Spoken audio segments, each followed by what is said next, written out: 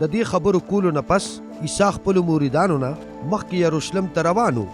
هر کله چې هغه بیت فیګې او بیت انیا ته ورنږدې شو، کوم چې د زیتونو په غره ودان دي، نو هغه دوه مریدان د دې هدایاتو سره ولېږل چې دې مخامخ کلي ته ورشئ، نو چې څنګه ورننوځئ نو تاسو به یو کوچاڼې تړلې ومومئ چې تر اوسه پې هیڅ چا لاسوردي نه ده کړې. هغه پرانیزئ او دلته یې راولئ. او که څوک درنه دا تپوس وکړي چې تاسو دا کوچاڼې ولې پرانیزئ، نو ورته ووایئ چې زموږ د مالک په کار دی. دواړه په مخه لاړل او هم هغه شانې وموندل لکه چې عیسی ورته فرمایلي وو. او کله چې هغې کوچاڼې پرانیسته نو د دې مالکانو ترې نه تپوس وکړو چې تاسو دا کوچاڼې ولې پرانیزئ. هغې جواب ورکړ چې دا زموږ د مالک په کار دی. او هغې کوچاڼې عیسی له راوسته. بیا هغې په کوچاڼي باندې خپلې جامې واچولې او عیسی ور باندې سورلي وکړه. کله چې هغه په لاره تېرېده نو خلکو ورته په لار کې خپلې جامې غوړولې. اوس څه وخت چې هغه د زیتونو د غره نه مخ په کوزېدو، نو ټولو ملګرو او مریدانو یې په هغه ټولو عجیبه معجزو چې هغې لیدلې وې د خدای پاک ثنا وویله.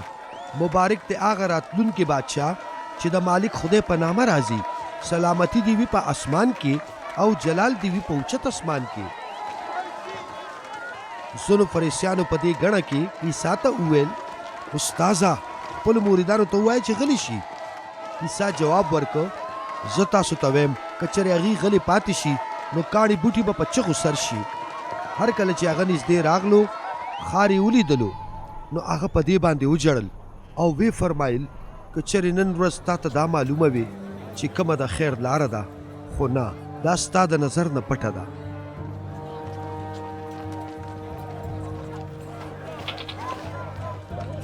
یو وخت په پتا داسې راشي چې ستا دشمنان به ستا محاصره وکړي، هغې به ستا نه چاپېر شي او د هرې خوا نه به دې راګیر کړي.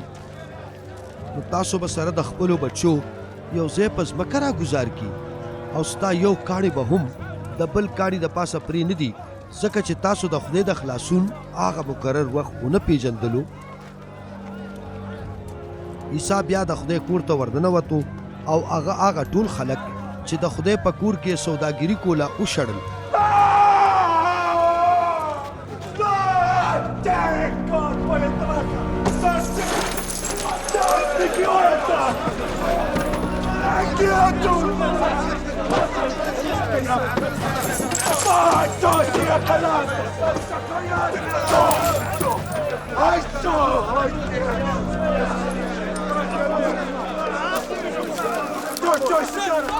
او ورته وفرمایل، صحیفې فرمایي چې زما کور به د دعا کور بللی شي، خو تاسو ترې نه د ډاکوانو اډه جوړه کړې ده.